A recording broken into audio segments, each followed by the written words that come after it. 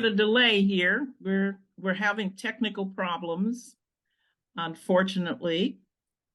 But I think we've got you now. At last, we have her. I apologize for that. Of all the times, it happened to be this time. But as I was saying earlier, our special guest, and I am really impressed by this young lady. And I just wanted to make sure that we had her on our show and that we can let our audience know this is a fantastic young lady and a fantastic ideal that she's trying to get. Now, I'm not going to say trying. She has started and has accomplished. And just want to open it up first and let our audience know, again, this is Miss Dee Dee Gaston of Q.U.E.E.N.S Butterfly House. And I thought that was a really neat name because, and maybe we can get into the story behind a butterfly. And I'm not sure if you want, but I was taught that story some time ago. And I was very impressed and I didn't know it. And I was getting into sales and they talked about the butterfly. So with that all said, I would like to introduce to our audience, as I said, the owner, founder, CEO, and everything of Q.U.E.E.N.S Butterfly House. And maybe, Dee Dee, if you would like to give the audience a little background on who you are, how you got this started, and the ideal of Q.U.E.E.N.S Butterfly House. Yeah. So as Miss Weston said, my name is Dee Dee.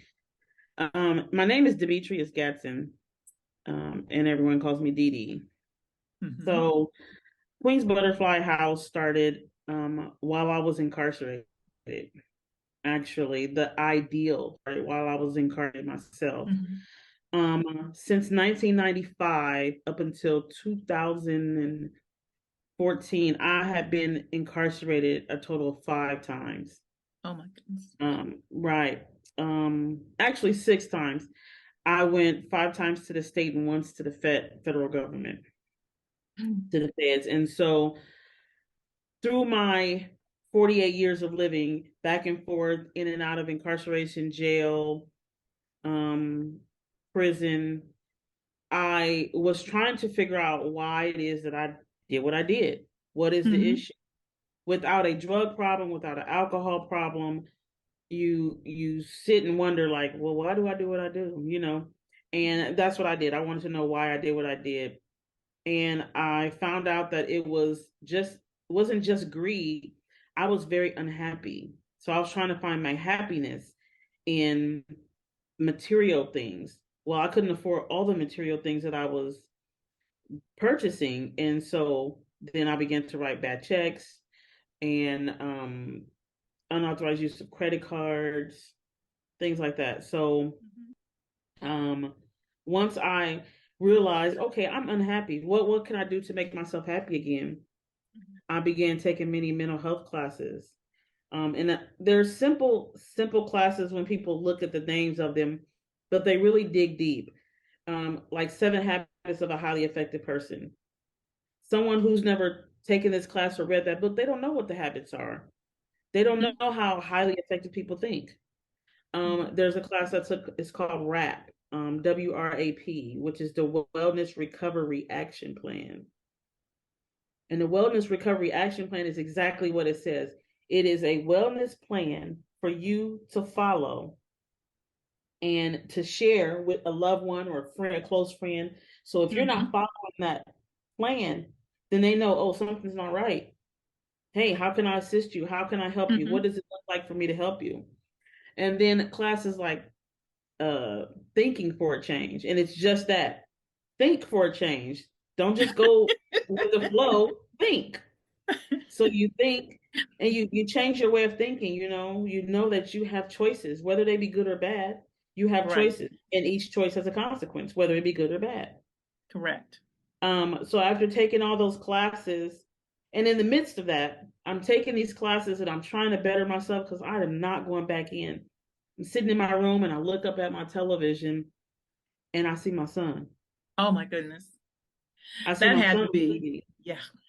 My heart dropped. I fell to my knees, and I had like these little headphones in my ear, connected to my TV. When I fell to my knees, my TV started to come. My roommate called it, and she was like, "What is it? What's wrong? Are you okay?"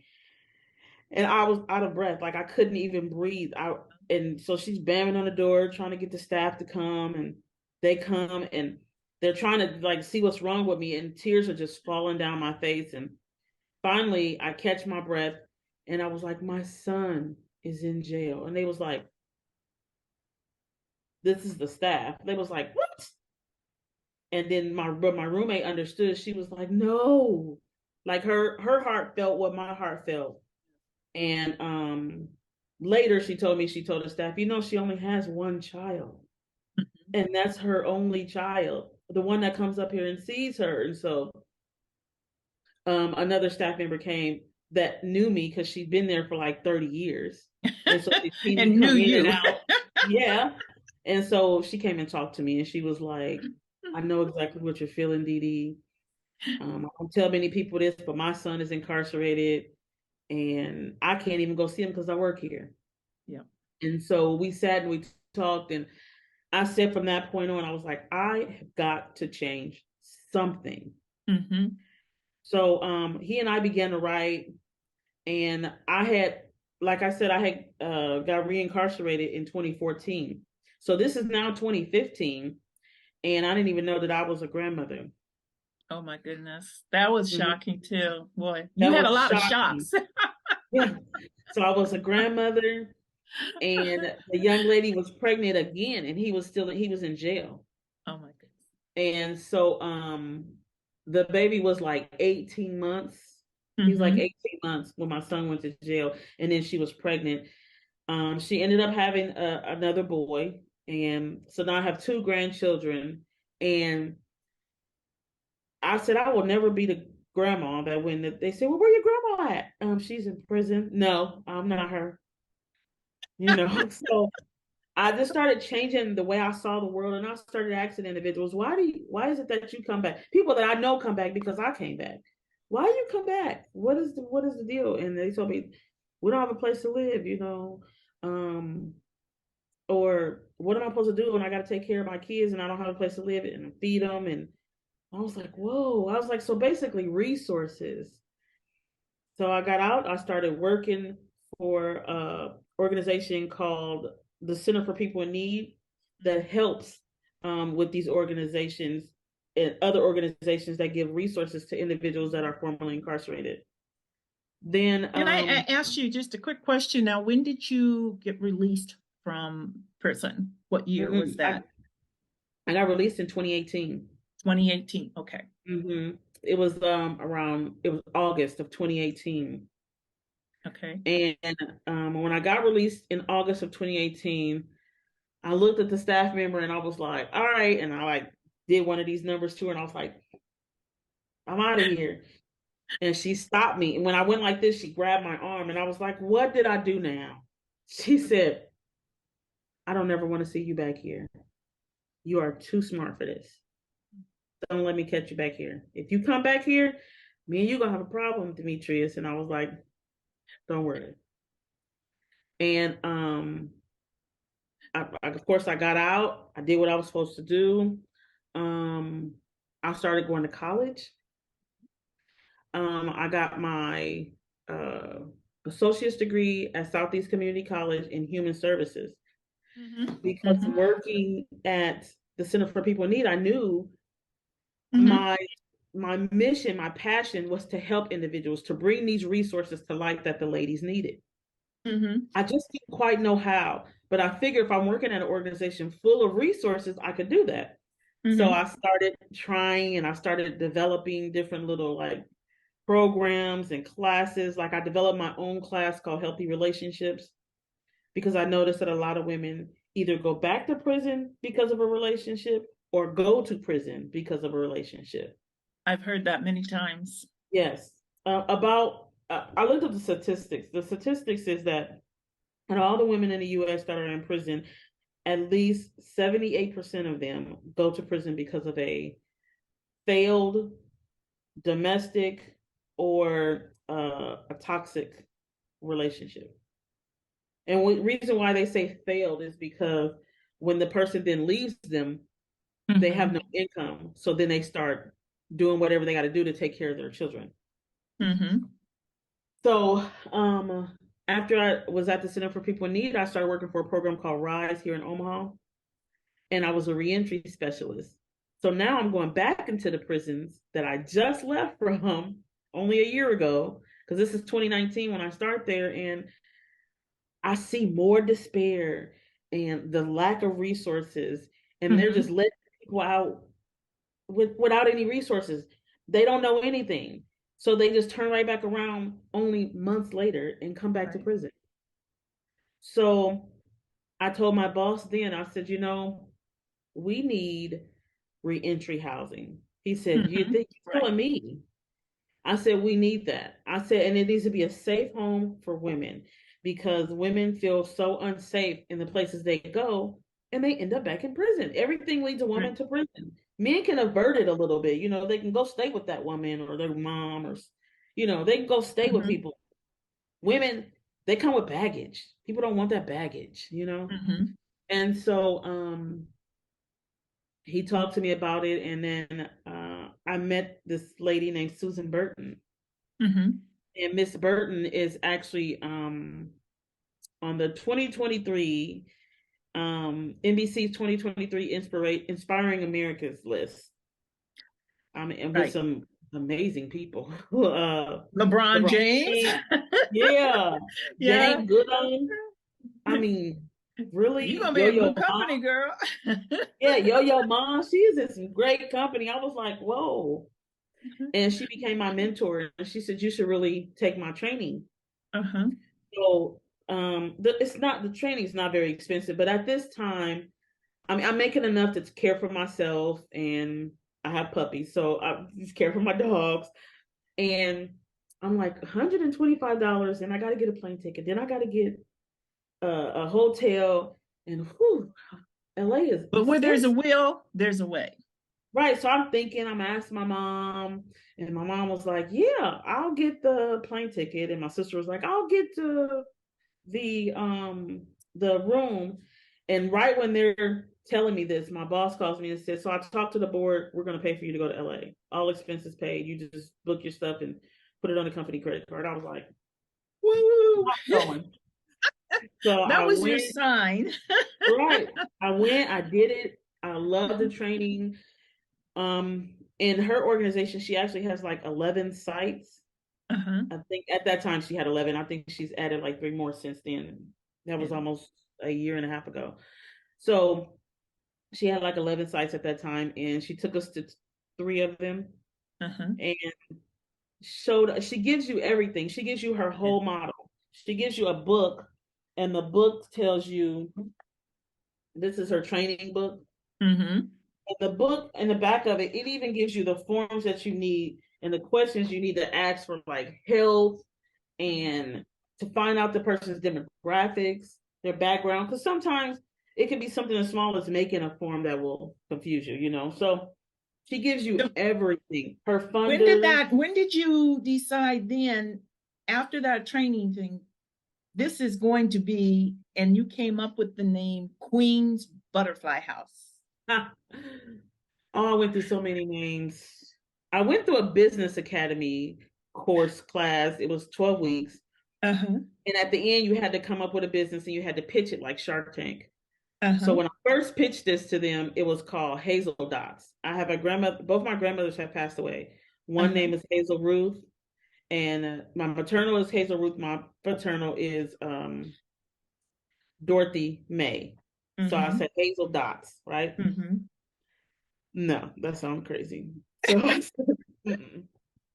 I just did it for that. And then when I was thinking I was like, Mom, I'm going to do this. Because Susan has said, I won't help you if you're still a part of Rise, because I only help formerly incarcerated CEOs, founders, executive directors, whatever you want to call yourself. You have to be formally incarcerated, and RISE is not. And I was like, okay. Mm-hmm. So I sat and talked to my mom, which I talk to my mom a lot. She's my number one fan. And she said, tell me what your mission is. And Mm-hmm. I told her I want to assist formerly incarcerated women, the women population, into being the best version of themselves that they can be through job readiness, skills, through personal development. But I want to do this so that they're, noble in their community. I want them to have collaborative community. She says, you just answered your own question. I said, no, what? She said, you're on a quest, right? I said, yes.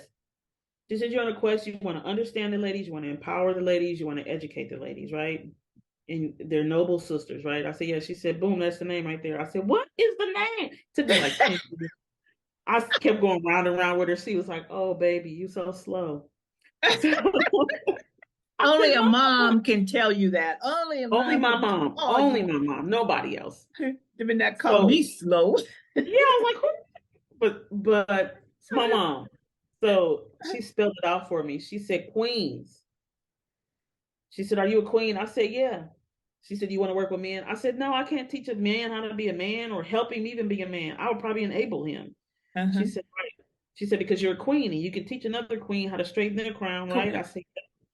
She said, so you're on a quest to understand, educate, and empower noble sisters, queens. Queen.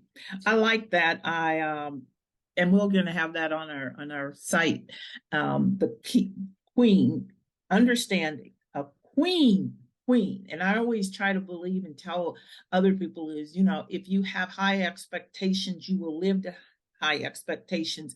And so therefore the people that you were trying to help, if you say a queen, that's up here. It's not down here. They're going to That's right. want to be and live upward.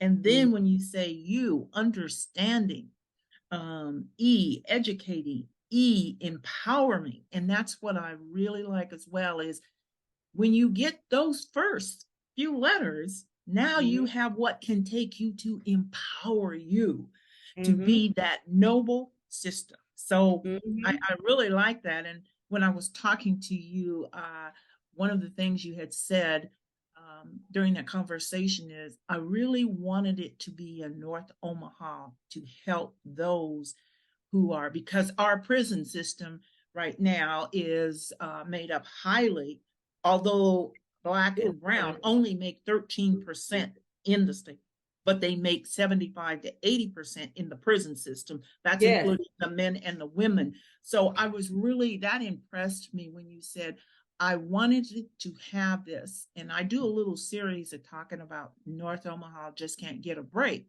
So now you're going to be in my North Omaha gets a break because Queen's Butterfly House has come to North Omaha.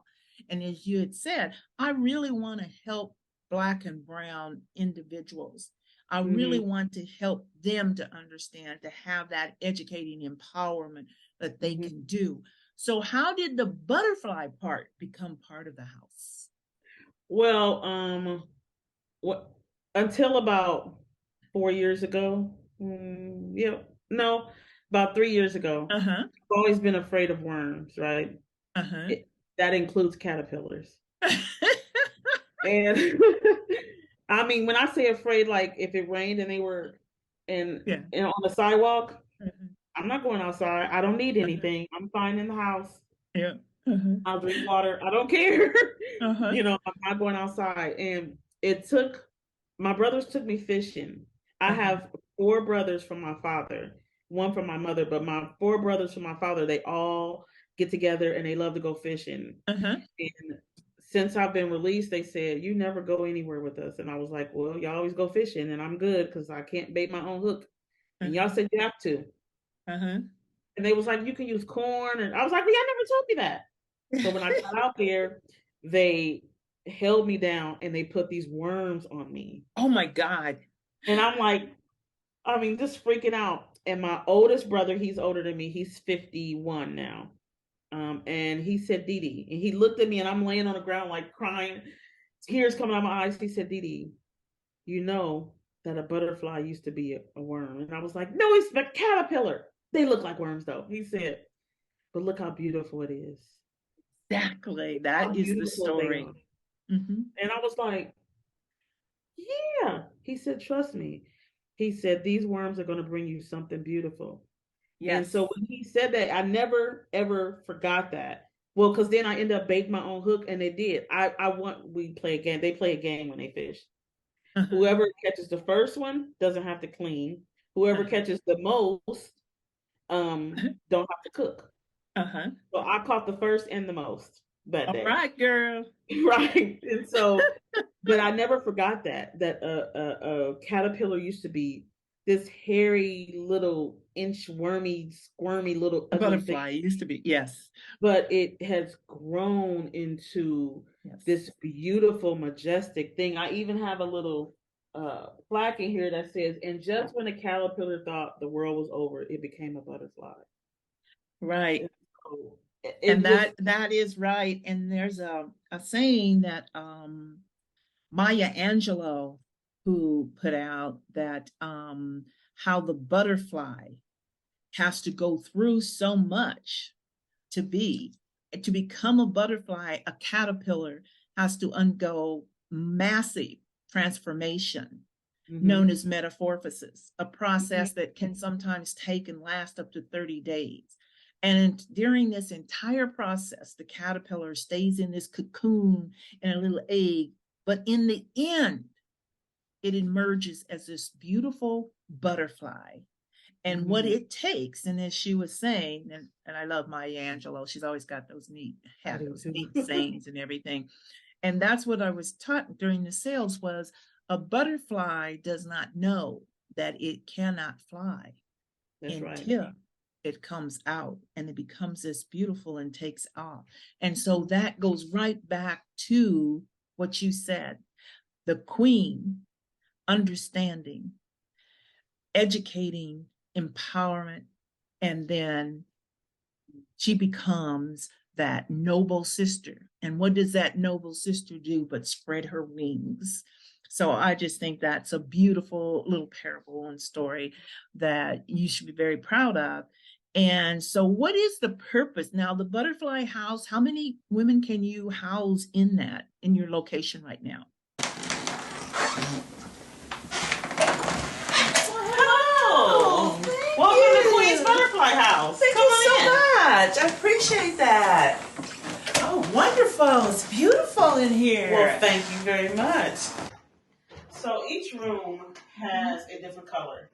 And it is for a reason because, like I said, the women have such different personalities. Yeah. And each room means something. So there's a purple butterfly called a morpho. Mm. And so that's what the purple room. Yeah. But, this is really nice. Yeah, so this is the morpho room. Okay. And then I have a blue room, and it's called the blue ankh. The blue ankh is also a butterfly. Mm-hmm. So this is the blue ankh room. And the blue ankh looks like, this is an actual butterfly. It really looks like this. At night, you can't see it. It's transparent. Mm-hmm. But in the daytime, you see little flecks of purple and blue in it. Wow. Yeah. I like it because this looks very serene. Yes. Peaceful. Yeah. Yeah. This is very nice. Yeah. Okay. It matters how you think. All right. Never give up. Never give I up. love all the positivity. And then, of course, this is our bathroom. Each woman, when they come, they're given personal hygiene, a basket full of, actually, the basket is right there. Oh. So when they come, they're given a basket similar to this. And they get towels, personal hygiene items, and 10 hangers. All right. So they can hang whatever clothing they may come up with, or maybe they'll find some downstairs. Great. So this is our bathroom, of course. Then this is the Cleopatra room. She was the queen, right? Gold. So we have mattresses. I just have to go pick them up and start bringing this one to be able to know that they can get up, they can put on their makeup, go. You don't wear makeup? Okay, get dressed, go get what you want. Come back, lay it down, let's start all over again. I like your ideals of the themes of each room. Yeah. again, anything that takes away from being that institutionalized is that's the whole thing. Is this is life. This is what you want to, and this I'm sure inspires the ladies to want to do different. To say, hey, wow, I can have this. Yeah, I can have my whole house. Yeah, and I can do this. You can do it. There is no limits. My philosophy: no limits, only the limits you place upon yourself. That's it. That's it. I'm my own stumbling block. And then our last room that you we have a resident in. That's fine. It's called the Nefertiti room, and it's actually pink, and with a lot of pink accents or whatever. She is in love with that room. So let me ask you a quick question then. If like these other rooms aren't taken, do they get to choose which room they want to go to? Actually, if it has a person in it, I pair them according to what's on their demographics and their personal backgrounds and kind of attitudes. But if there's nobody in the room, like if somebody came right now and wanted to come and I accepted them, they can choose out of any room. But once people get to being in them, I start looking at, okay, let me see who I can pair you with. Who would you best fit with? Who would the attitudes mesh with better? And who is it that can be more of a peer support to the next person? Who would receive you? Would Shirley receive you? Would Donna receive you? Who would receive you as their personal peer support? Because when you're in a room with someone, you two are held accountable together. If I walk into that room, I'm not going to say, oh, Donna, that's your sock. I don't know whose sock whose foot that came off of. So you're going to keep each other accountable and say, hey, Donna, you dropped your sock out your basket. Is it okay if I just go ahead and throw it in your basket? Yeah. So this is your accountability partner now. I like it. Yeah. I like it. Yeah. So I can have 8 women or less. Okay. Even though this is a 5-bedroom home, it only utilized 4 bedrooms. And the 5th bedroom I use as a vacation room. Okay. So I use the 4 bedrooms upstairs. They each have 2 beds in them, a dresser, a nightstand, a lamp. And then in the basement, I have all donations, clothes, personal hygiene, everything you can think of. Okay. And mentioning that donation, the women come here. Yeah, go ahead. And they make a reentry plan with me. And the plan school. Oh, some women want to go to school and work.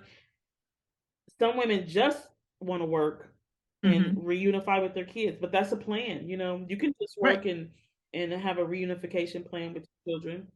Yes. So then I work with DHHS, Heartland Family Services, and Community Alliance, so that we can, if the woman has any type of mental health, substance abuse, or anything like that, we always address those first. Because I tell the ladies, we're going to live by the oxygen mask theory. And when they first come, they usually don't know that. But I bet you if you ask anybody, they know what it is now. But the oxygen mask theory is you put on your mask first, so then you can help the next. And then the next is for you. It's going to be your children, your family. But you have to be well first. You have to be well, and you have to be ready, and you have to be prepared.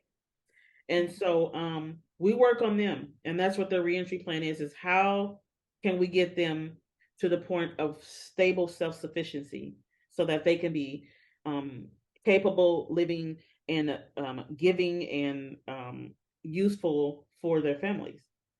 That's great. So, I mean, we go through an array of things. Like I said, I have healthy relationships class that I teach.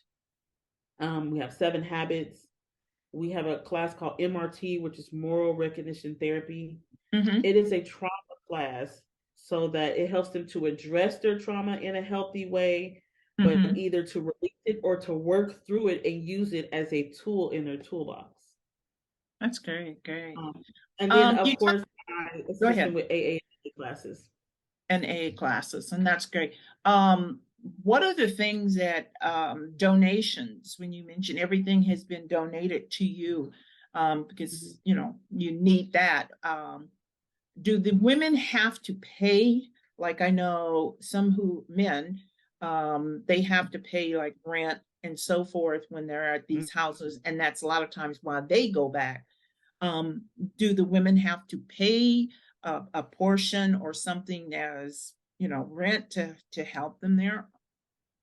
Okay, they do. And then do they? Yeah, so the women do pay. Okay.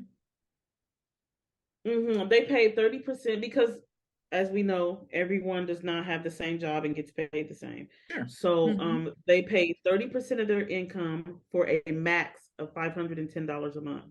Okay.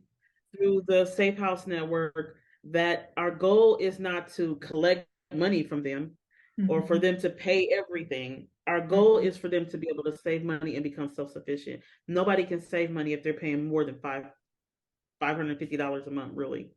Yes. You don't have any more money for you to save. Right. Correct. And then so now they're saving there and they have the classes, and you help them to get jobs. So we do employment readiness here, whether it be just like mock interviewing, resume building, job coaching. Now this side of the room is job seeking. Okay. So we haven't got all of our posters up yet, but so there is we have a desktop and a laptop for them so that they can job search, and then if they have to, maybe if they have to do some job coaching or some type of mock interviews or resume building, that's what this area is for. Now, but I also have partnered with Metro. And they have a program called RAP 180, where RAP 180 works with individuals that are formerly incarcerated as well. And we have a computer here for them to job search, but they have computers, they have job coaches, they have, and so I partner with them so that the individuals not only are getting this job readiness, but that's also where they're going to get their schooling. Metro has programs where they'll pay for the first 45 credit hours if they keep like a 2.7. And if they keep a 2.7 the whole time, they'll pay for the whole school for everything for them to get their degree. That's wonderful to know. And so that maybe someone in our audience who has a family member in the situation, they will be able to get in touch with you, and we'll have, we're going to have all of the contact information, her website, phone number, and all of that location to at the end of our program. Another thing I'd like to is donations. You had said everything had been donated to you. Are you in need of anything? What is your wish list or things that you are in need of donations? What we are in need of is women feminine hygiene products. Okay. Things like tampons, pads, feminine wash, razors. We have some razors, but I probably have enough razors. If there were 5 women here, I could give them 2. That's it. So those are feminine, hygiene things that women really need. That's really it. Yeah, that's it. That's really it. And can you use financial donations?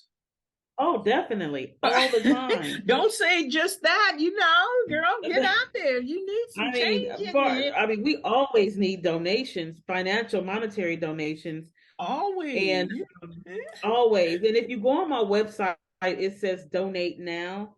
You have to bypass the first one that says get active or whatever. That takes you straight to our wish list with the pads and the tampons. The next icon that you would come across, it says donate now. It takes you straight to our PayPal. You can donate straight to our PayPal. It goes straight into our bank account, and our treasurer then lets me know, hey, we got a donation, So we always need monetary donations.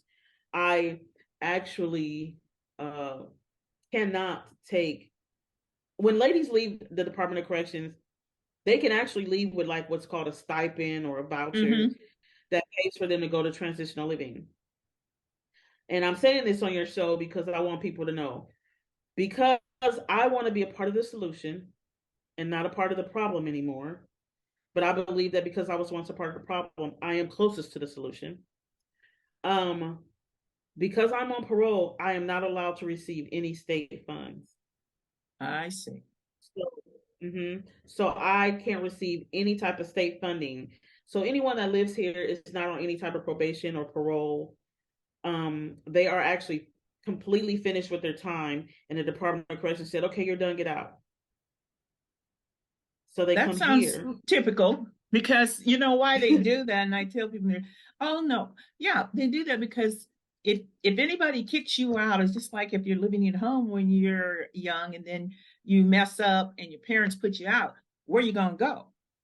So there's nothing else. If these people, young women or older women, whatever the case may be, if they're kicked out and say, hey, get it, they know that if they don't have anywhere to go, the establishment knows you're coming back.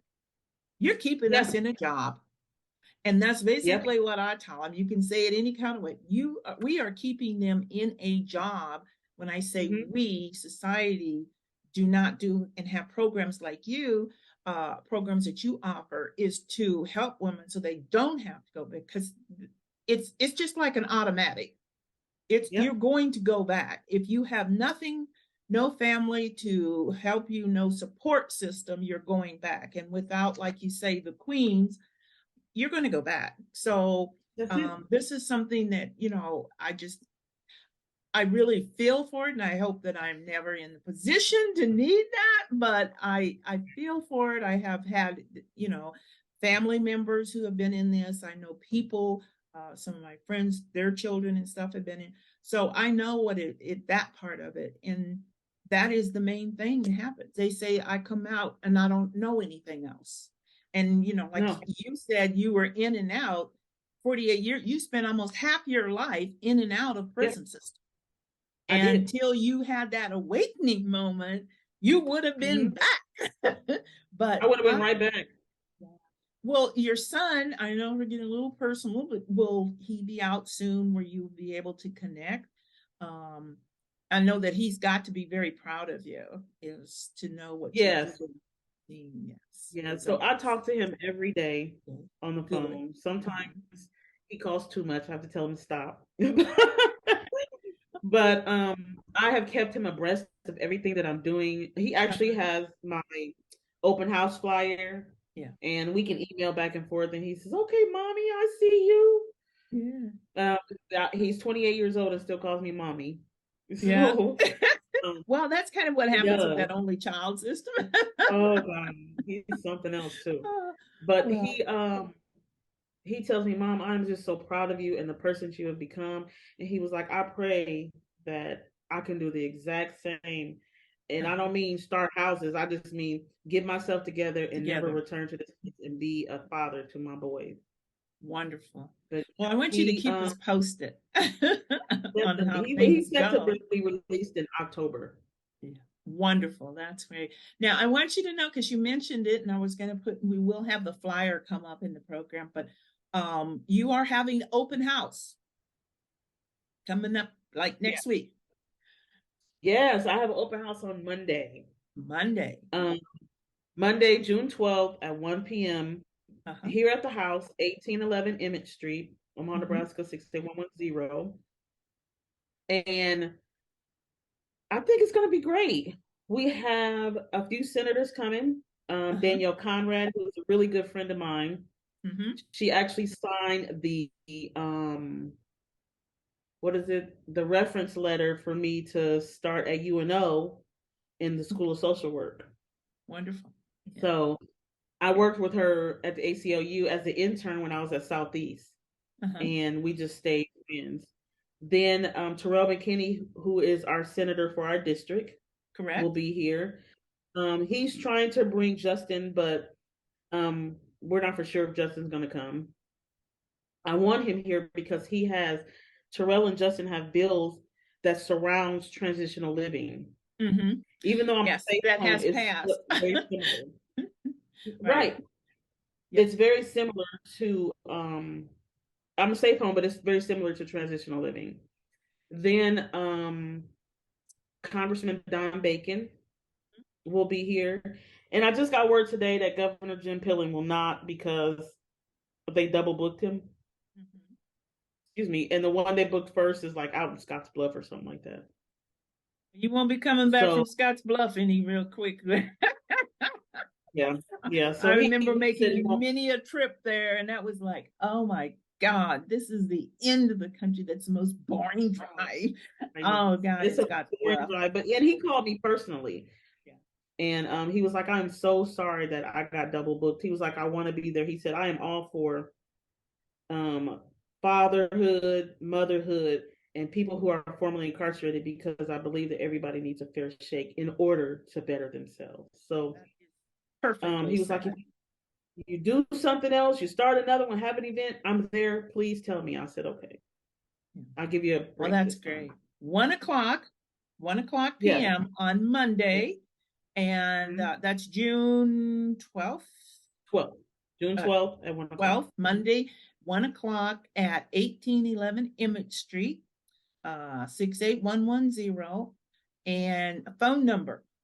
You want to tell us what a My phone phone number is 402-204-0560. Well, thank you so much. I know I'm taking up some of your time here, but I really wanted to make sure that we could get it out to the audience. I always believe that uh, maybe my show might contact somebody who can pass it on to Facebook and on, because what we need is this word out. We need to know that there is hope, and that's what you're offering is hope. And I love the theme, as I said, the butterfly. Just keep it up. And Queens, there's nothing more. And what you're doing is helping women. And that's something that I've been, and I probably get more involved in with you, is that I feel that women have shortchanged. Many women, when I was many years back, JC's, we went to York, Nebraska. We took a bus load of some of the inmates' children down so they could see them, because many times when they're incarcerated, they are incarcerated so far away from a family that they cannot get there. Right. So, and it was always like that. So as you said, there are so many different programs that are set up for men, but there's not a whole lot of programs that are set up for women. And as you said, if they don't have a place to go, if they don't know, and I think one of the things that you said and reemphasize is getting to know who you are. If you get to know yourself, what makes you happy, what makes you sad, you can make it through life. But when you just keep going that same battle, there's only one way, and that way is going back. So, Dee Dee, I wish you great success, and I know that you will. There's not a problem in that. We know that you will succeed because of your determination, and that clearly comes through. And thank you again so much. And we plan to be there on Monday to take and see that grand opening. And again, we wish you the very best. Cheryl, Conversations with Cheryl Weston, and we will be having her back on the program to give us updates. Thank you so much. Yes, thank you for having me. You guys have a wonderful day. Bye.